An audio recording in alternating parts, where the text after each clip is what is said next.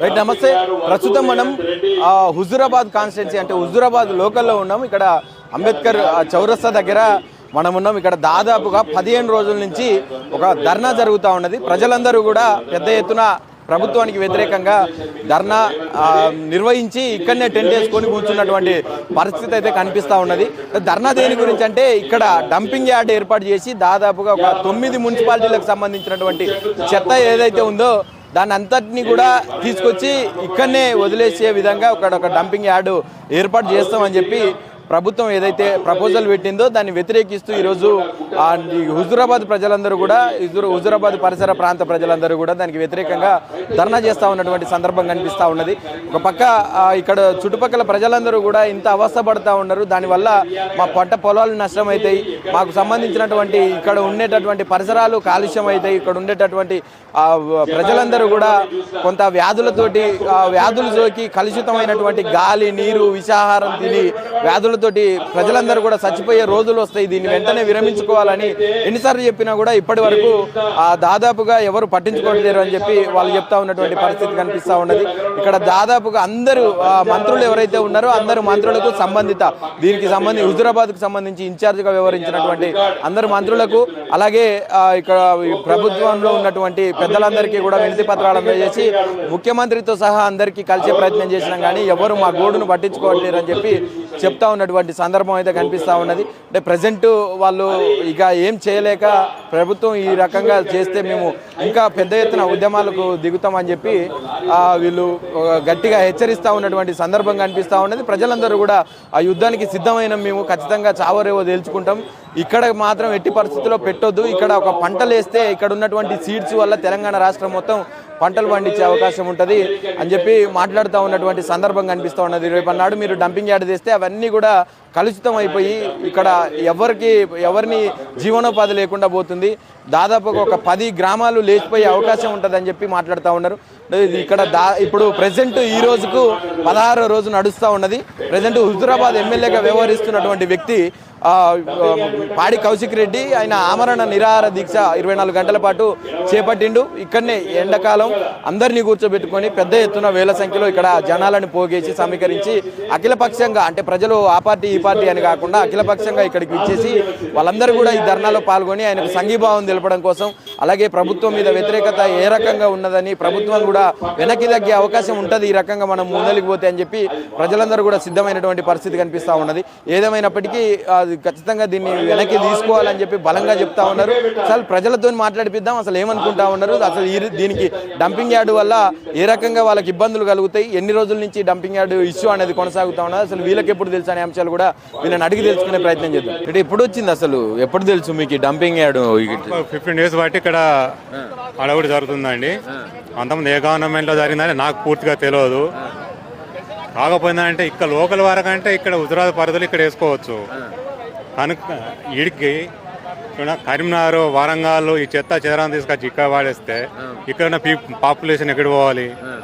Ground floor మన ground water చుట్టుపక్కల villages ఇవన్నీ ఎంతమంది ఇబ్బంది పడతారు. దీన్ని ఒక సాగును కోరుకున్నట్టే ఇది. ఇక్కడ ఉన్న చుట్టుపక్కల జనాలు అవుతుంది ఈ దీక్షలు ధర్నాలు మీరు వద్దని చెప్పబట్టి 15 డేస్ అవుతుంది సార్. ప్రభుత్వం నుంచి ఎవరేమో స్పందించలేరండి. ఎవరు స్పందించట్లేదు. ఎవరు వస్తున్నారు? మన కాశిరెడ్డి గారు వచ్చిపోయిండు, మొన్న నిన్న గారు వచ్చిపోయిండు, ప్రస్తుతం లోకల్ నేను ఇప్పుడు వచ్చిన నేను మొత్తం అది డంపింగ్ యార్డ్ ఉండదు సార్, ఉండదు. మరి ఎందుకు ప్రభుత్వం ఎందుకు స్పందిస్తలేదు దీని మీద? ఇంతమంది ఇబ్బంది పడుతున్నారు అని చెప్పి ప్రజలందరూ ఇంత ఎర్రటెండ కూర్చున్నారు, వాళ్ళు ఎందుకు ప్రభుత్వం నుంచి ఎవరు వస్తున్నారు? గవర్నమెంట్ అనేది ఎక్కడొక్కడ పడాయంటే ఇంకా ఇంతమంది లాంగ్ తీసుకొని పడాయండి. ఇక్కడ ప్రజల జనాల మధ్యలో ఎందుకు? చుట్టుపక్కల విలేజెస్ ఉన్నాయి. ఇదే ఇప్పుడు హన్మకొండ వరంగల్ నుంచి వెళ్ళి ఎంత ల్యాండ్స్ ఉన్నాయి, దాదాపు ఇంకా వేరొక జంగల్ ప్రాంతం ఉన్నది. గవర్నమెంట్ ఒక ట్రాన్స్పోర్ట్ ఖర్చు అయితే పోవచ్చు, జనాలు లేని ప్లేస్లో అయితే బాగుంటుంది కదా. గవర్నమెంట్ వాటర్ పొల్యూషన్ ఉంటే చుట్టుపక్కల ఉన్న పొల్యూషనే రోగాల బారిన అవుతుంది సార్. ఎందుకు కాదు? రోగాల వద్దు అంటున్నాం కదా. ఎట్లా అంటే ఇక్కడ చేద్దాం, ఇక్కడ పెట్టద్దు. ఇంకా ఇంకా మైదాన ప్రాంతంలో పెట్టండి తీసుకుపోయి. వద్దు వద్దాను సార్. అన్న ఏం పేరే? గఫార్. గఫార్ 2వ వార్డ్ కౌన్సిలర్ హుజురాబాద్. ఇప్పుడు ఎప్పటి నుంచి నడుస్తూ ఉన్నది ఈ ఉద్యమం?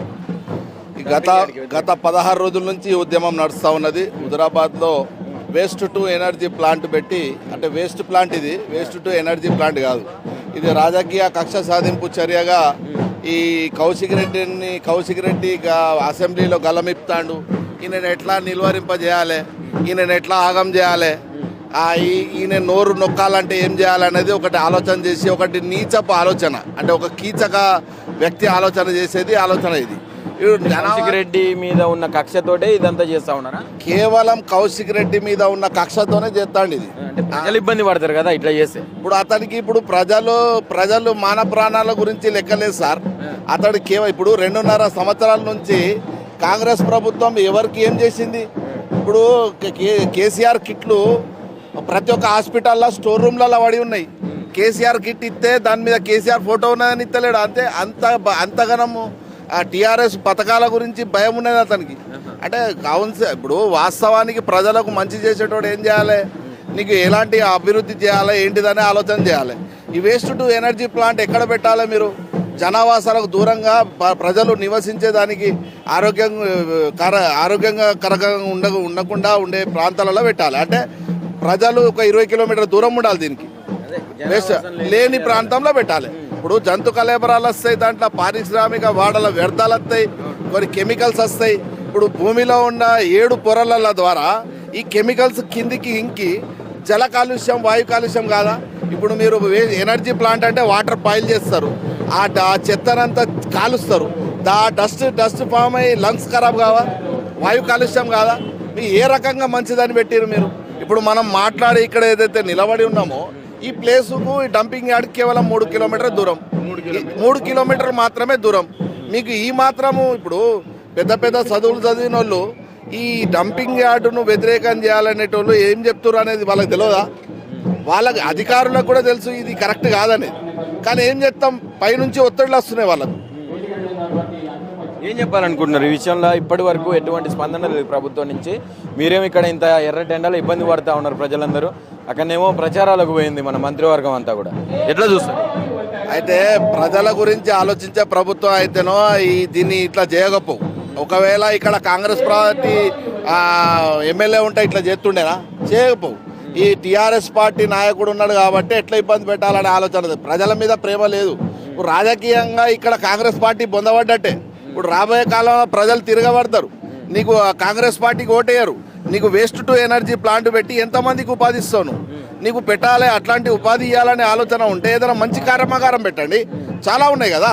నువ్వు 2.5 సంవత్సరాలలో ఎక్కడ ఒక్క ఇటుక పెట్టలేదు, ఒక్క శంకుస్థాపన చేయలేదు. ఇప్పుడు కేసీఆర్ గారు పెట్టింది చేయడానికి, మెయింటైన్ చేయడానికి నీకు చేతనైతలేదు. మీకు ప్రజాపాలన కాదు, మీరు రాక్షస పాలన చేస్తున్నారు. ఏం చెప్పాలనుకున్నారు ఈ విషయంలో? ఎట్టి పరిస్థితులల్లో 16 రోజుల నుంచి ఇక్కడ డంపింగ్ యార్డు నిరసన కార్యక్రమం నడుతుంది. ఇంకొక 6 నెలలు కూడా ఇక్కడ నడుతుంది. నువ్వు ఎప్పటి వరకు అయితే ఇక్కడ డంపింగ్ యార్డ్ ఎత్తేస్తా అని నిర్ణయం తీసుకోబో, ఎప్పుడైతే ప్రకటన వస్తుందో అదే రోజు ఇక్కడ నుంచి డంపింగ్ యార్డు నిరసన టెంట్ అనేది తీసేస్తాం. అప్పటి వరకు రోజు వంట వార్పు కార్యక్రమం పెడతాం. నిరాహార దీక్ష ఇప్పటి వరకు అయితే నిరాహార దీక్షగా వచ్చింది. ఇంకా ఉధృతం అయితే ఆమరణ నిరాహార దీక్షకు కూడా కూర్చుంటాం.